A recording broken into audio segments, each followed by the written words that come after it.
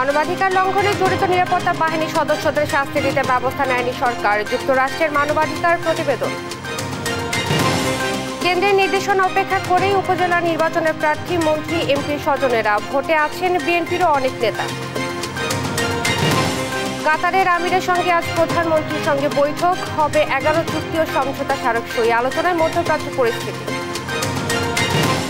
6 খাতে Germany, Italy, Greece ও রোমানিয়ায় বাংলাদেশে কর্মী পাঠানোর রোডম্যাপ চূড়ান্ত, বাস্তবায়ন শুরু জুন থেকে। এবং হামরিয়া বন্দরে পণ্য খালাস করছে এমভি আবদুল্লাহ, 23 নাবিক সুস্থ, জাহাজে করে ফিরছেন নাবিকরা, জানালো বাংলাদেশ দূতাবাস। দেখছিলেন সংবাদ শিরোনাম, সঙ্গে আছি আমি ইশরাত জাহান মনি। এবারে বিস্তারিত। বাংলাদেশের মানবাধিকার পরিস্থিতির কোনো উন্নতি হয়নি। গেল বছরে বাংলাদেশের মানবাধিকার পরিস্থিতি যুক্তরাষ্ট্রের বার্ষিক মানবাধিকার রিপোর্টে এমনটাই দাবি করা হয়েছে। প্রতিবেদনে বিচার বহির্ভূত হত্যা, গুম, নির্যাতন, বিরোধী দলের শান্তিপূর্ণ সমাবেশে বাধা ও মত প্রকাশের স্বাধীনতার উপর বিধি নিষেধের মতো বিষয় এতে উঠে এসেছে। আরও জানাচ্ছেন লুৎফুর কবির। 2023 সালে বাংলাদেশের মানবাধিকার পরিস্থিতির উল্লেখযোগ্য পরিবর্তন হয়নি এমন দাবি করে প্রতিবেদন প্রকাশ করেছে মার্কিন পররাষ্ট্র দপ্তর। সোমবার প্রকাশিত মানবাধিকার চর্চা বিষয়ক বৈশ্বিক প্রতিবেদনে বাংলাদেশ সহ বিশ্বের বিভিন্ন দেশের মানবাধিকার পরিস্থিতির মূল্যায়ন তুলে ধরা হয়েছে। 80 পৃষ্ঠার প্রতিবেদনে বাংলাদেশের মানবাধিকার অবনতি থেকে সাংবাদিকদের উপর গুম খুনের বিষয়টি সামনে এসেছে। সরকার বা তাদের এজেন্টদের দ্বারা বিচার বহির্ভূত হত্যা, গুম, নির্যাতনের অভিযোগ তুলে ধরা হয়েছে প্রতিবেদনে, যেখানে অভিযুক্ত কর্মকর্তা বা নিরাপত্তা বাহিনীর সদস্যদের শনাক্ত ও শাস্তি দিতে সরকার গ্রহণযোগ্য পদক্ষেপ নেওয়া হয়নি বলে উল্লেখ করা হয়। এদিকে গত বছরের জানুয়ারি থেকে সেপ্টেম্বরের মধ্যে কথিত বিচার বহির্ভূত হত্যাকাণ্ডের 12টি প্রমাণ পাওয়া গেছে। এর মধ্যে রয়েছে ক্রসফায়ার জনিত হত্যাকাণ্ড। একই সময়ে 32 জনকে জোরপূর্বক গুম করা হয়েছে, এই বিষয়টিও সামনে আনা হয়েছে। পররাষ্ট্র দপ্তর বলছে, এসব মানবাধিকার লঙ্ঘনের ঘটনায় ব্যাপকভাবে দায়মুক্তির বিষয়টি উদ্বেগজনক। রাজনৈতিক বন্দীদের উপর দমনপীড়ন, অন্যায়ভাবে বন্দির বিষয়টিকে মাত্রাতিরিক্ত বলা হয়েছে প্রতিবেদনে। বিরোধী দলের নেতাদের রাজনৈতিক সমাবেশে প্রতিনিয়ত বাধার শিকার হচ্ছে বলেও উঠে এসেছে। এদিকে বাংলাদেশের মত প্রকাশের স্বাধীনতার উপর উল্লেখযোগ্য মাত্রায় সীমাবদ্ধতা রয়েছে। হয়রানি ও প্রতিহিংসামূলক পদক্ষেপের ভয়ে সংবাদকর্মীরা ও ব্লগাররা সরকারের সমালোচনার ক্ষেত্রে চাপে রয়েছে বলে মার্কিন পররাষ্ট্র দপ্তরের প্রতিবেদনে এসেছে। উদাহরণ হিসেবে সাংবাদিক রোজিনা ইসলামের ঘটনাটি সামনে এনেছে যুক্তরাষ্ট্র। লুৎফর কবির, নিউজ ডেস্ক, দেশ টিভি। সফরের দ্বিতীয় দিনে আজ সকাল 10:30টায় গণভবনে প্রধানমন্ত্রী শেখ হাসিনার সঙ্গে বৈঠক করবেন কাতারের আমির শেখ তামিম। দুই শীর্ষ নেতার বৈঠকের পর দুই দেশের মধ্যে 11 চুক্তি ও সমঝোতা স্মারক সই হওয়ার কথা রয়েছে। এছাড়া রাষ্ট্রপতির সঙ্গে সৌজন্য সাক্ষাৎও করবেন। পরে সন্ধ্যায় দোহার উদ্দেশ্যে ঢাকা ছাড়বেন তিনি। এর আগে কাতার এয়ারের বিশেষ ফ্লাইটে সোমবার বিকেল 5টায় ঢাকায় পৌঁছালে আমির Sheikh Tamim bin Hamad Al থানিকে স্বাগত জানান রাষ্ট্রপতি মোহাম্মদ শাহাবুদ্দিন। বিমানবন্দরে আমিরকে দেয়া হয় গার্ড অব অনার। রাতে বঙ্গভবনে রাষ্ট্রপতির সঙ্গে সৌজন্য সাক্ষাৎ ও নৈশ ভোজে যোগ দেন কাতারের আমির।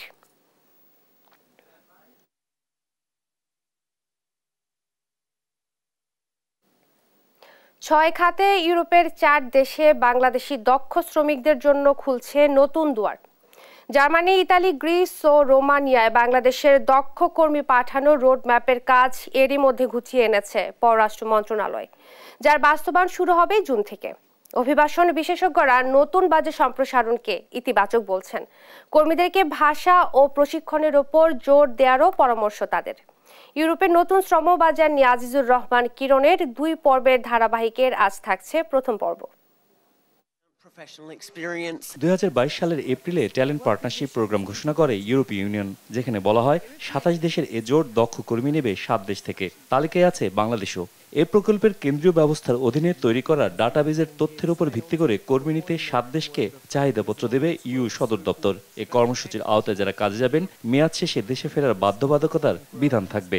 তথ্য প্রযুক্তি, কেয়ার গিভিং, নির্মাণ শিল্প, ট্যুরিজম, হসপিটালিটি, কৃষি ও কৃষিপণ্য প্রক্রিয়াজাত, জাহাজ শিল্প ও তৈরি পোশাক খাতের কর্মীরা পাবেন অগ্রাধিকার।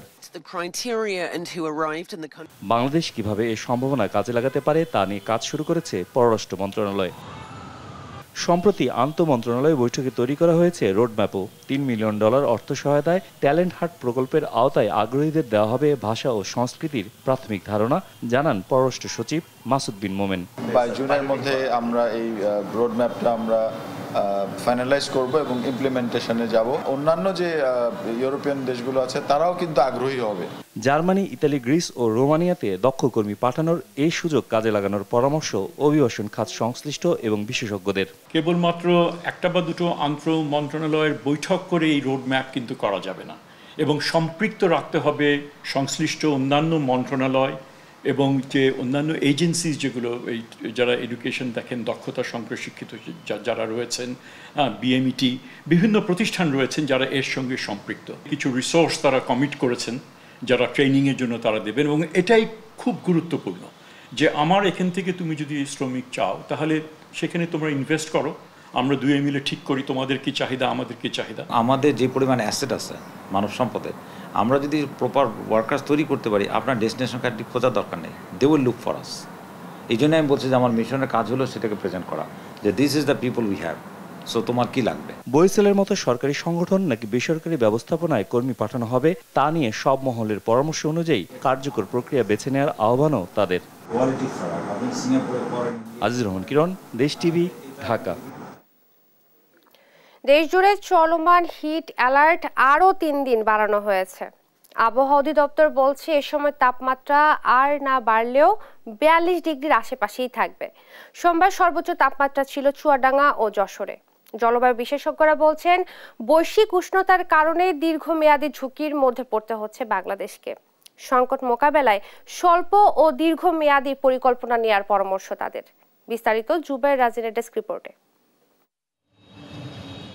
কোনোভাবেই কমছে না গরমের তীব্রতা। প্রচণ্ড তাপে বিপর্যস্ত জনজীবন।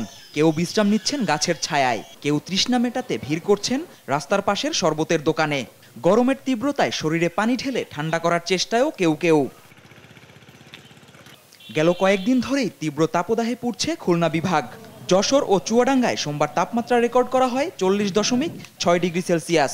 ভ্যানের ভাড়া, পাখি ভ্যানের ভাড়া নেই বললেই চলে, আবার যা আছে গরমে একটু কাজই হচ্ছে না। আরে গরমে চললে কষ্ট হলেও আমাকে কিছু করার নেই, বেড়াতেই হবে। ব্যবসা করতে গেলে আমরা পেট চালাতে গেলি, এটা আমাদের করা লাগবে। একই চিত্র রাজধানী ঢাকায়ও। প্রচণ্ড তাপে নাকাল খেটে খাওয়া মানুষ, উপার্জন কমেছে কয়েক গুণ। বেশিক্ষণ চালাইতে পারি না, 2-3 ঘন্টা চালাইলে শরীর কাল পরে আর যান চলে না। পুরো 12 ঘন্টাই চালাতে পারতাম, আর অন্তর্গত লেগে মনে করেন যে 6 ঘন্টা চালাতে কষ্ট হয়ে যায়। এই জামে মনে করেন বয়ে থাকতে মনে করেন যে অস্থির করে ফেলায় বেশি। মনে করেন 10টায় বাইরেছি, এখন বন্ধ করে এলাম 3 ঘন্টা 2 ঘন্টা এরকম, অনেক তাপ প্রয়োজন। আগে 8 ঘন্টা চালাইতাম, এখন 3-4 ঘন্টা চালাই। সারা দেশে চলমান হিট অ্যালার্ট আরো 3 দিন বৃদ্ধি করেছে আবহাওয়া অধিদপ্তর। গত বছর যদিও আমরা একটা দীর্ঘ সময় হিটওয়েভ ছিল, তবে ওই ধরনের সমস্যা হয়নি। তবে এবছরে আবার কিছুটা পরিবর্তিত হয়েছে, যেমন গত বছরের মতো আপনার দিনের তাপমাত্রা কিছুটা কম আছে, কিন্তু এবছরে যেটা হচ্ছে রাতের তাপমাত্রা বেশি। এর মেইন কারণ হচ্ছে বাতাসে পর্যাপ্ত জলীয় বাষ্প রয়েছে, এবং জলীয় বাষ্প থাকার কারণে মানুষের ভিতরে যে অস্বস্তি বোধ এটা অনেকটা বেড়ে গেছে। অপরিকল্পিত নগরায়ন, গণহারে গাছ নিধন সহ বৈশ্বিক জলবায়ু পরিবর্তনের কারণে দীর্ঘমেয়াদী ঝুঁকিতে পড়েছে দেশ। এ অবস্থায় দ্রুত পদক্ষেপ না নিলে আগামীতে সংকট আরও বাড়তে পারে বলে মনে করছেন বিশেষজ্ঞরা। এখন সাময়িকভাবে স্বাস্থ্য বিশেষজ্ঞদের সাথে কথা বলে কিভাবে জনস্বাস্থ্যের আপাতত ক্ষতি কম করে এই সিজনটাকে আমরা অতিক্রম করতে পারি, এবং সেইটিকে কভার করার জন্য কি পরিমাণ গাছ, জলাধার এবং অন্যান্য কুলিং ফ্যাক্টর আমাদেরকে ইন্ট্রোডিউস করতে হবে, এই পরিকল্পনা করে আমাদের কাজ করতে হবে। এই চরম ভাবাপন্ন পরিবেশের জন্য যে স্বাস্থ্যের সমস্যা হবে তাকে মোকাবেলার জন্য তো দীর্ঘমেয়াদী পরিকল্পনাও গ্রহণ করতে হবে। অব্যাহত তাপ বৃদ্ধির কারণে ক্ষতিকর ভাইরাস ও ব্যাকটেরিয়া সক্রিয় হতে পারে বলেও আশঙ্কা বিশেষজ্ঞদের। জুবাইর রাজিন, দেশ টিভি, ঢাকা। বৈশাখের খড় তাপে পুড়ছে দেশ। তাপমাত্রা ওঠানামা করছে 38 থেকে 42 ডিগ্রির মধ্যে। আজকের আবহাওয়া পরিস্থিতি জানাতে এই মুহূর্তে রাজধানীর আগারগাঁওয়ের আবহাওয়া ভবন থেকে যুক্ত হচ্ছেন সহকর্মী মাজহারুল ইসলাম। মাজহার, আজ কোন কোন জেলায় ঝড়ের পূর্বাভাস দিয়েছে আবহাওয়া অধিদপ্তর? আবহাওয়া অফিস কি বলছে আমাদেরকে বিস্তারিত জানাবেন। ইসরাত, আপনাকে ধন্যবাদ। আপনি যেমনটা বলছিলেন যে আবহাওয়া কিন্তু চরম আকার ধারণ করছে, অর্থাৎ গরমের তাপমাত্রা কিন্তু সারা দেশে বেড়ে চলছে, রাজধানী ঢাকায় আর ব্যতিক্রম নয়। আপনি জানেন যে প্রতিদিনই আবহাওয়া সম্পর্কে খবর নেওয়ার জন্য আমরা আবহাওয়া অফিসে এসে থাকি। আমরা আজকেও প্রতিদিনের মতো এসেছি, তবে আবহাওয়া অফিসে একটু পরে আমাদেরকে কথা বলবে। তবে আমরা যেটা জানতে পেরেছি যে তীব্র তাপদাহ চলছে, এটি কিন্তু আরও কিছুদিন থাকবে বলে মনে করা হচ্ছে, এবং বৃষ্টির যে সম্ভাবনার কথা বলা হয়েছিল এটি নিয়ে এখনও তারা নিশ্চিত করে কিছু বলতে পারছেন না যে আগামী কয়েকদিনের মধ্যে বৃষ্টি হবে কিনা। এই যে আবহাওয়ার তীব্র বিরূপ প্রবাহ, এটি কিন্তু রাজধানী সহ সারা দেশেই ছড়িয়ে পড়ছে, এবং এতে করে কিন্তু সব শ্রেণীর মানুষ, সব ধরনের মানুষ কিন্তু বিপাকে পড়েছেন। ছোট বড় সবাই কিন্তু এটার ভুক্তভোগী হচ্ছেন, এবং হাসপাতালগুলোতে ভিড় কিন্তু বেড়েই চলছে। আপনি জানেন যে এই তীব্র আবহাওয়ায় সবচেয়ে বেশি বিপাকে পড়েছেন যারা শ্রমজীবী বা খেটে খাওয়া মানুষ আছে।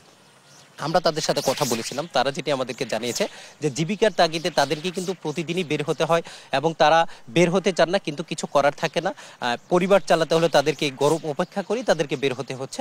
তবে তাদের কষ্ট হচ্ছে যে পরিমাণ তাপমাত্রা বেড়েই চলছে, যে এতে তাদের খুবই ভোগান্তি পোহাতে হচ্ছে। আপনি জানেন যে বাংলাদেশের প্রতিদিনই প্রায় তাপমাত্রা রেকর্ড হচ্ছে, এবং বাংলাদেশের দক্ষিণ পশ্চিমাঞ্চলে, চুয়াডাঙ্গা সহ দক্ষিণ পশ্চিমাঞ্চলের জেলাগুলোতে কিন্তু গড়ে তাপমাত্রা 40 ডিগ্রির উপরে থাকছে। আপনি জানেন যে 40 থেকে 42 ডিগ্রি তাপমাত্রাকে বলা হয় অতি তীব্র তাপমাত্রা, এবং 42 ডিগ্রি যখন অতিক্রম করে তখন সেটাকে অতি তীব্র তাপমাত্রা ধরা হয়। ইতিমধ্যে বাংলাদেশের অনেক জেলায় কিন্তু অতি তীব্র তাপমাত্রা বিরাজ করছে, এবং আবহাওয়া অধিদপ্তর সহ স্বাস্থ্য মন্ত্রণালয় থেকে মানুষকে সতর্ক থাকতে বলা হয়েছে। বিশেষ প্রয়োজন ছাড়া কাউকে ঘর থেকে বের হতে নিষেধ করেছেন, এবং যদি শ্রমজীবী মানুষ বা কর্মের তাগিদে তাদেরকে যদি ঘর থেকে বের হতে হয় তাহলে তাদেরকে কিন্তু স্বাস্থ্য মন্ত্রণালয় কিছু নির্দেশনা দিয়েছেন যে ছাতা নিয়ে বের হতে হবে, বেশি করে পানি খেতে হবে। যারা শ্রমজীবী মানুষ আছেন তারা এর জন্য তারা একটু স্বস্তি পাওয়ার জন্য রাস্তার পাশে শরবতগুলো খাচ্ছেন। এগুলো আসলে স্বাস্থ্য ঝুঁকিমুক্ত কিনা সেটাও কিন্তু স্বাস্থ্য মন্ত্রণালয় বলেছেন যে স্বাস্থ্য বা বিশুদ্ধ পানি পান করার কথা বলেছে। আপনি জানেন যে জলবায়ু পরিবর্তনের বিরূপ প্রভাব মোকাবেলা করছে বাংলাদেশ। জলবায়ু পরিবর্তনের জন্য বাংলাদেশ দায়ী না হলেও জলবায়ু পরিবর্তনের যে প্রভাব সেটা কিন্তু বাংলাদেশকে পোহাতে হচ্ছে। এই জন্য স্বাস্থ্যবিদরা বলেছেন যে মানুষকে সতর্ক থাকতে হবে, একই সাথে আমাদেরকে বেশি পরিমাণ গাছ লাগাতে হবে। তবে সবাই আশায় আছেন কখন স্বস্তির বৃষ্টি আসবে, একমাত্র বৃষ্টি পারে মানুষকে এই বিরূপ প্রবাহ থেকে মুক্তি দিতে। এই ছিল রাজধানীর আগারগাঁও থেকে আবহাওয়া অফিস থেকে আমার কাছে সর্বশেষ তথ্য। ইসরাত। মাজহারুল, আপনাকে ধন্যবাদ। আগারগাঁও থেকে আবহাওয়ার খবর জানাচ্ছিলেন সহকর্মী মাজহারুল ইসলাম।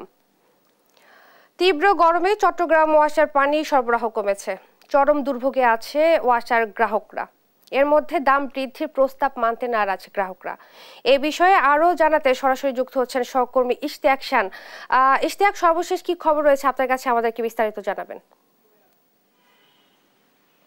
ধন্যবাদ আপনাকে। আসলে যে চট্টগ্রাম ওয়াসা আসলে কিন্তু আবারও আসলে যে ওয়াসার পানির মূল্য সেটি বাড়ানোর আসলে প্রস্তাব শীঘ্রই মন্ত্রণালয়ে পাঠাচ্ছে।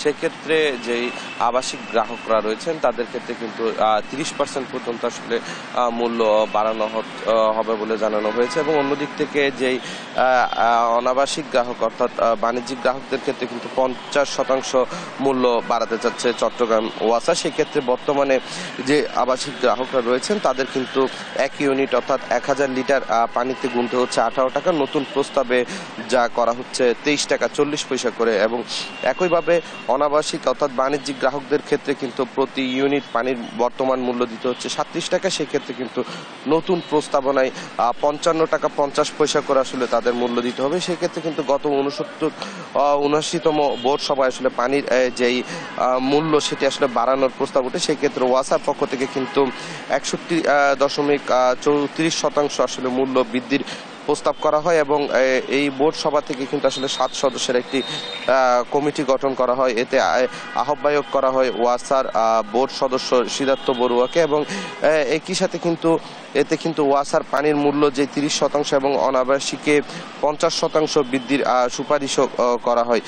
সেক্ষেত্রে ওয়াসার যে গ্রাহকরা রয়েছেন তারা যেটি বলছেন যে তীব্র গরমে চট্টগ্রামে ওয়াসার পানির সরবরাহ কমেছে, তার উপর পানিতে আসলে দেখা দিয়েছে মারাত্মক লবণাক্ততা।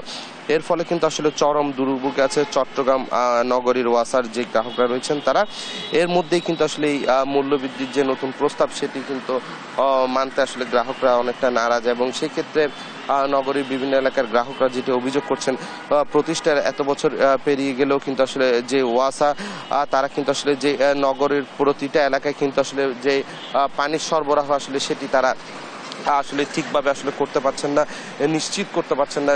এর মধ্যে কিন্তু ওয়াসা কিন্তু বারবার যে পানির মূল্য বৃদ্ধি করছে, সেটি কিন্তু আসলে যে ওয়াসা কর্মকর্তা রয়েছেন তাদের ব্যর্থতা। সেই ক্ষেত্রে ওয়াসার পানিতে অতিরিক্ত লবণাক্ততার কারণে কিন্তু সেই পানি অনেকে যেটি বলছেন যে সেটি খাওয়া তো দূরে থাকে এবং একই সাথে সেই পানি কিন্তু আসলে ব্যবহারেরও অনেকটা অযোগ্য। এই ক্ষেত্রে ওয়াসা কর্তৃপক্ষ যেটি বলছে যে তীব্র গরমের কারণে কিন্তু আসলে যে পানি শোধনাগার রয়েছে সেটিতে পানির যেই শোধন প্রকল্প সেটি আসলে কিছুটা স্থিমিত হয়েছে এবং সেই কারণে কিন্তু যে পানির যে প্রকল্পের যে কাজ সেটি আসলে কিছুটা ধীরগতির কারণে কিন্তু পানিতে লবণাক্ততা বৃদ্ধি পেয়েছে। তো এই ছিল আসলে চট্টগ্রাম থেকে আমার কাছে মোটামুটি সর্বশেষ সংবাদ। ইশতিয়াক, আপনাকে ধন্যবাদ। চলে যাচ্ছি পরের প্রসঙ্গে। দলের হাই কমান্ডের নির্দেশ অমান্য করেই নির্বাচনে থেকে গেলেন আওয়ামী লীগের মন্ত্রী এমপিদের আত্মীয় স্বজনরা। এতে উপজেলা নির্বাচনের প্রথম ধাপে মন্ত্রী এমপির স্বজনদের প্রভাব থাকবে অনেকটা স্পষ্ট। দলের সিদ্ধান্ত অমান্য করা দুঃখজনক উল্লেখ করে কেন্দ্রীয় নেতারা বলছেন ৩০ এপ্রিলের কার্যনির্বাহী কমিটির বৈঠকে আসতে পারে শাস্তির সিদ্ধান্ত। তৌফিক মাহমুদ মুন্না রিপোর্টে থাকছে বিস্তারিত। ৪ ধাপের উপজেলা নির্বাচনের প্রথম ধাপের নির্বাচন হবে আগামী ৮ই মে। ১৫০ উপজেলায় এই নির্বাচনে মনোনয়ন প্রত্যাহারের শেষ দিন ছিল সোমবার। অন্যান্য বার দলীয় প্রতীক দিলেও অংশগ্রহণমূলক নির্বাচনের জন্য দলীয় প্রতীক দিচ্ছে না ক্ষমতাসীন আওয়ামী লীগ। দলীয় প্রতীকবিহীন হয় শুরু থেকে প্রভাব বিস্তার শুরু করেছেন মন্ত্রী এমপি সহ আওয়ামী লীগের অনেক কেন্দ্রীয় নেতার আত্মীয় স্বজনেরা। মনোনয়ন জমা থেকে শুরু করে নির্বাচনী প্রচারণায় একের পর এক বিতর্কিত কর্মকাণ্ডে ক্ষুব্ধ হন দলীয় হাইকমান্ড। নির্দেশ দেন মন্ত্রী এমপিদের আত্মীয় স্বজনদের নির্বাচন থেকে সরে দাঁড়াতে। কিন্তু বাস্তব চিত্র ভিন্ন। দলীয় নির্দেশনা অমান্য করেই নির্বাচনে প্রতিদ্বন্দ্বিতা করছেন প্রায় সবাই। এরই মধ্যে নোয়াখালী ৬ আসনে এমপি মোহাম্মদ আলী পুত্র আশিক আলী অমি বিনা প্রতিদ্বন্দ্বিতায় চেয়ারম্যান হয়েছেন। দলের হাইকমান্ডের নির্দেশ অমান্যকে দুঃখজনক বলছেন কেন্দ্রীয় নেতারা। জানান ওয়ার্কিং কমিটির সভায় আসছে কঠোর সিদ্ধান্ত। যদি না মানে আমি শুধু এইটুক বলবো যে এটা দুঃখজনক। আজকে যদি প্রত্যাহার না করে তাহলে আমি শুধু এইটুক বলবো যে এইটা দুঃখজনক। এটা মাননীয় সংসদ সদস্য, মন্ত্রী, ইভেন কি আমি এস.এম. কামাল আওয়ামী লীগের সাংগঠনিক সম্পাদক, আমার কাছ থেকেও এটা প্রত্যাশা হওয়া উচিত না। মাননীয় নেত্রী এই দেশের জন্য যা করেন, দলের জন্য যা করেন, একমাত্র শেখ হাসিনা দলকে নিয়ে ভাবেন, দেশকে নিয়ে ভাবেন। ৩০ তারিখে সেন্ট্রাল কমিটির মিটিং আছে। সেই মিটিংয়ে আমাদের প্রিয় নেত্রী বঙ্গবন্ধু কন্যা জননেত্রী শেখ হাসিনার সভাপতিত্বে কার্যনির্বাহী কমিটির মিটিং হবে। সেই মিটিং আলোচনা করে যে সিদ্ধান্ত হবে সেইটাই আমরা বাস্তবায়ন করার চেষ্টা করব। অমান্যকারী তালিকা তৈরি করে দলীয় প্রতিনিধিদের কাছে জমা দিবেন দায়িত্বপ্রাপ্ত সাংগঠনিক সম্পাদকেরা। তৌফিক মাহমুদ মুন্না, দেশ টিভি, ঢাকা। এদিকে উপজেলা নির্বাচনে অংশ না নেয় দলীয় সিদ্ধান্তের পরও ভোটে লড়তে মাঠে আছেন বিএনপি ও সহযোগী সংগঠনের অন্তত অর্ধশত নেতা। দলীয় সিদ্ধান্তের বাইরে গেলে তার বিরুদ্ধে ব্যবস্থা নেয়ার হুঁশিয়ারি দিয়েছেন কেন্দ্রীয় নেতাদের। তবে পদধারী কেউ নির্বাচনে অংশ নিচ্ছেন না বলে দাবি বিএনপি চেয়ারপারসনের উপদেষ্টা জয়নুল আবেদিন ফারুকের। সাইফুল রিপনের রিপোর্টে বিস্তারিত। ৮ মে থেকে শুরু হতে যাওয়া প্রথম ধাপের উপজেলা নির্বাচনে বিএনপির সাবেক ও বর্তমান পদে থাকা প্রায় অর্ধশত স্থানীয় নেতা মনোনয়নপত্র সংগ্রহ করেন। দলীয় সিদ্ধান্তে অনেকে তাদের মনোনয়নপত্র প্রত্যাহারও করেছেন। তবে মনোনয়নপত্র সংগ্রহ করা স্থানীয় নেতাদের ৩০ জনের বেশি এখনো নির্বাচনে অংশ নিতে নিজেদের সিদ্ধান্তে অনড়। এ বিষয়ে ক্যামেরার সামনে কথা বলতে রাজি হননি নির্বাচনে আগ্রহী নেতাদের কেউ। বিএনপির কেন্দ্রীয় নেতারা বলছেন, কেউ হাইকমান্ডের সিদ্ধান্তের বাইরে গেলে তার বিরুদ্ধে গঠনতন্ত্র অনুযায়ী নেওয়া হবে ব্যবস্থা। এই শীর্ষ নেতৃত্ব সারা দেশে এবং ইউনিয়ন, থানা, জেলা লেভেলের নেতৃবৃন্দের সঙ্গে কথা বলেছে। সবাই একই সুরে বলেছে এই সরকারের অধীনে কোনো নির্বাচন নয়। দলে যারা আছে তার মধ্যে যদি কেউ আমাদের দলের নির্দেশনা অমান্য করে তাদের বিরুদ্ধে সাংগঠনিক ব্যবস্থা এবং একেবারে সাধারণ প্রধানমন্ত্রী কার্যালয়ে পৌঁছেছেন সফররত কাতারের আমির Sheikh Tamim bin Hamad Al Thani. সরাসরি চলে যাচ্ছি সেখানে।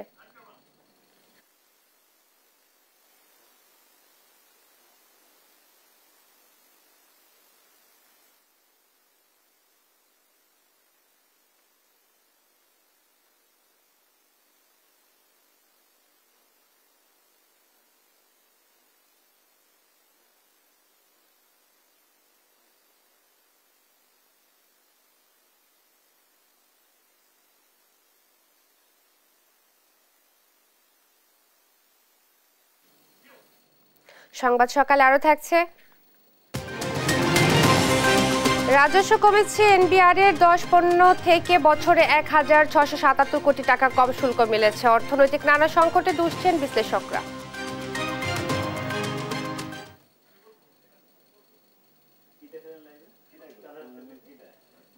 শুধু রাজধানীতেই ড্যান্ডিতে আসক্ত পথ শিশুর সংখ্যা প্রায় ৭৫,০০০। মাদকাসক্ত পথ শিশুদের মোট সংখ্যার ৬৮.৬%ই ঘাম জাতীয় মাদক গ্রহণ করছে। এ অবস্থাকে আগামী প্রজন্মের জন্য অশনি সংকেত বলছেন বিশেষজ্ঞরা। আইন থাকলেও বাস্তবায়ন নেই জানিয়ে তারা বলেন, প্রতিরোধে দিতে হবে বিশেষ গুরুত্ব। রিশাদ অর্ণবের বিশেষ রিপোর্ট। রাজধানী ঢাকায় প্রতিদিনই পথশিশুদের মধ্যে অদ্ভুত এক চিত্র দেখা যায়। পলিথিনের মধ্যে কি নিয়ে যেন নিঃশ্বাস নিচ্ছে অল্প বয়সীরা। প্রতিদিন বোতল টুকিয়ে যে টাকা হয় তা দিয়ে দলবদ্ধ হয়ে এ গাম দিয়ে নিঃশ্বাস নিচ্ছে তারা। 3 বছর ধরে ট্রেনিং এ যাচ্ছি কমলাপুরে, বহুত বছর, 8-9 বছরের উপরে। আমার দেখতে পারেন আমার আপন আম্মু আর কি থাকেও নাই আমার আপন আম্মু। সাভারের নিজ বাড়ি থেকে পালিয়ে ঈদে ঢাকা আসে নিশাত নামের এক শিশু। পালিয়ে আসার কারণ হিসেবে বলছে সৎ মায়ের খারাপ ব্যবহার। নিশাতের মতন প্রতিদিন অনেক শিশুই ঘর ছেড়ে রাস্তায় আসে। তাদের অনেকে জড়িয়ে পড়ে নানা ধরনের মাদক ও অপরাধে। বিবিএস এর দেয়া হিসেব ভয়াবহ ও উদ্বেগের। আমি কিছু কালকে আর আজকে না খাইছি, আর এই কদিন রুটি কলা খাইছি। ইউনিসেফের এক তথ্য বলছে বাংলাদেশে পথশিশুর সংখ্যা বর্তমানে প্রায় ৩৪ লক্ষ। মাদকদ্রব্য নিয়ন্ত্রণ অধিদপ্তরের এক পরিসংখ্যান বলছে এদের মধ্যে ৫৮% পথশিশুই বর্তমানে মাদকাগ্রস্ত। যাদেরকে ঘিরে গড়ে উঠবে দেশের ভবিষ্যৎ, তাদের নিয়ে কতটা ভাবছে কর্তৃপক্ষ। রাজধানীতে রাতেও দেখা যায় প্রায় একই চিত্র। আঠা জাতীয় এ নেশার নাম ড্যান্ডি। ক্ষুধা নিবারণের জন্যই মাদক গ্রহণ এমন দাবি করে শিশুদের অনেকে। কি করুম, আপন মারা যাওয়ার পর আর ঘরে শান্তি থাকে না। আমরা তো রাস্তার টোকাই, আর এই আঙ্গ পাশে দাঁড়ানোর মতো তো কেউ নাই। অপরাধ বিশেষজ্ঞরা বলছেন পথশিশুদের দিয়ে তুলনামূলক খুব সহজে মাদক বহন করানো সম্ভব। এজন্য তাদের মধ্যে মাদকাসক্তির প্রবণতাও বেশি। আমাদের এই পথশিশুদের যে পুনর্বাসন বলুন, তাদেরকে যোগ্য নাগরিক হিসাবে সমাজে প্রতিষ্ঠিত করার ক্ষেত্রে আমাদের সরকারি এবং বেসরকারি পর্যায়ে যে ধরনের উদ্যোগ অথবা কর্মসূচিগুলো রয়েছে, এগুলো একেবারেই নামকা ওয়াস্তে কর্মসূচি। জনস্বাস্থ্য বিশেষজ্ঞরা জানান মাদকাসক্তির কারণে শিশুদের মানসিক ও মনোদৈহিক বিকাশ ব্যাহত হয়, যা ভবিষ্যৎ প্রজন্মের জন্য অশনি সংকেত। এইসব শিশুর অধিকাংশই কিন্তু শীর্ণ থাকে, খর্বকায় থাকে এবং যে ওজন তাদের থাকা উচিত বয়সের উপরে সেটি থাকে না, খাওয়ার রুচিও কম থাকে। আইন থাকলেও বাস্তবায়নে কর্তৃপক্ষের উদাসীনতা স্পষ্ট বলে জানান এ আইনজীবী। মাদকদ্রব্য নিয়ন্ত্রণ অধিদপ্তরের যে আইন আছে, আইনটা কাগজ কলমে না করে প্রচারণা এবং বিভিন্ন যে সংগঠন রয়েছে এগুলা প্রচারণা প্রতিরোধটা বেশি করলে আর এটা কম হবে। শাস্তির চেয়ে প্রতিরোধের বিষয়কেও গুরুত্ব দেন বিশেষজ্ঞরা। তুই ভালো না রে, তুই ভালো না, আশা দিয়া কেন রে তুই করলি চলো না। রিশাদ অর্ণব, দেশ টিভি, ঢাকা। তীব্র গরমের উত্তাপ চলছে নিত্যপণ্যের বাজারেও। সব ধরনের সবজির দাম আকাশচুম্বী, মাছের দামও ধরা ছোঁয়ার বাইরে। নিত্যপণ্যের বাজার পরিস্থিতি জানাতে এই মুহূর্তে যশোর থেকে সরাসরি যুক্ত হচ্ছেন সহকর্মী ইন্দ্রজিৎ রায়। ইন্দ্রজিৎ, সবজি মাছ সহ নিত্যপণ্যের দাম কেমন দেখছেন, বিস্তারিত আমাদেরকে জানাবেন। ধন্যবাদ ইশরাত। আমি এই মুহূর্তে আছি যশোর শহরের বড় বাজার যে আলুর মোকামে। আপনি জানেন যে আসলে আলুর দাম কিন্তু চড়া দামে বিক্রি হচ্ছে, তবে কিছুটা স্বস্তির খবর, সেটি হলো আলুর দাম কেজিতে কিন্তু 2 থেকে 3 টাকা দাম কমেছে। তবে এই দাম যেটি কমেছে সেটি কিন্তু খুব বেশি প্রভাব পড়ছে না বাজারে, অর্থাৎ ভোক্তাকে কিন্তু সেই আলু 50 টাকা কেজি দরে কিন্তু কিনে খেতে হচ্ছে। এবং এই আলুর দাম কিছুটা কম হয় কারণ হিসেবে উল্লেখ করা হচ্ছে যে তীব্র গরমের যে প্রভাব সেটির কারণেই মূলত এখানে কিন্তু দাম কমছে। এবং আমরা যেটি বলা হচ্ছে যে কৃষকরা যারা সংরক্ষণ করছিলেন তাদের কিন্তু তারা অনেকেই এই গরমের কারণে আলু ঘরে রাখতে পারছেন না, তারা বিক্রি করে দিচ্ছেন, যে কারণে মূলত আলুর দাম কমছে। এবং এখানে আমরা যদি একজন পাইকারি বিক্রেতার সঙ্গে কথা বলি যে এখানে যে আলুর দাম দেখছি যে কেজিতে 3 টাকায় কমেছে, এর কারণটা আসলে কি? গরমের জন্য আলু যারা চাষিরা রাখা হয়েছে গোলায়, এখন তো গরমের জন্য রাখা যাচ্ছে না, এই কারণে আলুর দামটা কমে গেছে। আর যদি গরম ইয়ে হয়ে যায়, তারপরে ইন্ডিয়ান আলু ঢুকে গেছে, এটার পরে আরো ইন্ডিয়ার উপরে আরো কিছু নির্ভরশীল হয়েছে, ইন্ডিয়াটা ঢোকার কারণে আরো কমছে। তারপরে গরমের জন্য চাষিরা এখন গোলায় রাখতে পারছে না, এই জন্য। কিন্তু গেলে এই বছর এতে হিমালয় তেমন একটা আলু অনেকে হিমালয় খারিয়ে আছে। মানে এই যে আলুর যেটা বলছেন, এটা তো নাগালের মধ্যে না, 50 টাকা কেজি মানে তো অনেক বেশি, এটা তো আরো কমে বিক্রি হয়। এটা তো আরো 30, যদি পাইকারি মূল্যে যদি 30 টাকা বিক্রি হয় আর খুচরা যদি 40 টাকা বিক্রি হয়, তাহলে এটা হলো নাগালের ভিতরে। এখন তো নাগালের অনেক বাইরে। এইটার কারণটা কি মনে করছেন? কারণটা ইয়া কম হয়েছে, উৎপাদন কম হয়েছে, আলু যে বৃষ্টি হয়েছে, বৃষ্টির সময় কিছু নষ্ট হয়ে গেছে, এই কারণে। কোনো সিন্ডিকেট না না, এখনো কোনো এরকম সিন্ডিকেট। ধন্যবাদ আপনাকে। ইশরাক, আপনি শুনছিলেন যে আমরা একজন পাইকারি বিক্রেতার সঙ্গে কথা বলছিলাম যে আলুর দাম কম হওয়ার কারণ এবং কিছুটা কমেছে একটি কারণ, এবং যেটি কিন্তু কম বললেও কিন্তু 50 টাকার নিচে কিন্তু খুচরা বাজারে আলু মিলছে না বলে ভোক্তারা জানিয়েছেন। তারা বলছেন যে মধ্যস্বত্বভোগী যারা আছেন, এই মধ্যস্বত্বভোগীকে যদি নিয়ন্ত্রণ করা যেত তাহলে আলুর দাম আরো নাগালের মধ্যে আসতো। তো এই ছিল আমার কাছে যশোর থেকে সর্বশেষ। ইন্দ্রজিৎ, আপনাকে ধন্যবাদ। যশোর থেকে বাজার পরিস্থিতি নিয়ে বলছিলেন সহকর্মী ইন্দ্রজিৎ। সোমালীয় জলদস্যুদের হাতে জিম্মি দশা থেকে মুক্তির 9 দিন পর সংযুক্ত আরব আমিরাতের হামরিয়া বন্দরে নোঙর করেছে বাংলাদেশি জাহাজ এমবি আবদুল্লাহ।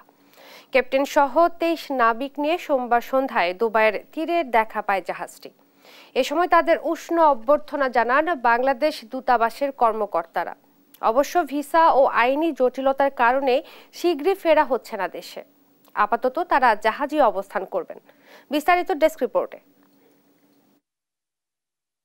অবশেষে তীরের দেখা পেল সোমালিয়ায় জলদস্যুদের কবল থেকে মুক্তি পাওয়া বাংলাদেশি জাহাজ এমবি আবদুল্লাহ। নানা চড়াই উতরাই পেরিয়ে সংযুক্ত আরব আমিরাতের শারজাস্থ আল হামেরিয়া বন্দরের জেটিতে নোঙর করেছে স্থানীয় সময় সোমবার রাত 9টার দিকে। ক্যাপ্টেন সহ 23 নাবিককে বরণ করে নিতে সেখানে উপস্থিত ছিলেন বাংলাদেশি দূতাবাস ও KSRM গ্রুপের ডিএমডি শাহরিয়ার সহ 15 সদস্যের প্রতিনিধি দল। নাবিকরা পৌঁছানোর পর সেখানে সৃষ্টি হয় হৃদয় বিদারক দৃশ্য।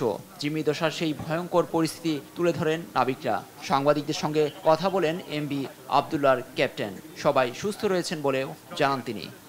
আমরা সুস্থ এবং অক্ষতভাবে আমাদের ডেস্টিনেশন সার্জায় পড়ে আসছি। তো আমি সবার কাছে দেশবাসী এবং বহির্বিশ্বের যারা আমাদের জন্য দিন রাত দোয়া করেছেন এবং আমাদের মালিক পক্ষ সরকারপক্ষ চেষ্টা করে আমাদেরকে অতি অল্প সময়ে আমাদেরকে মুক্ত করে এনেছেন, সেজন্য আমি সবার কাছে কৃতজ্ঞ। এর আগে সোমবার সকালে চট্টগ্রাম থেকে মালিকপক্ষ দুবাই পৌঁছালে জাহাজটিকে আনুষ্ঠানিক বরণের কার্যক্রম শুরু হয়। বিকাল 4টায় সংবাদ সম্মেলনের পর স্থানীয় বাংলাদেশ মিশন কর্মকর্তা ও মালিকপক্ষের লোকজনের নাবিকদের সঙ্গে সাক্ষাৎ করেন।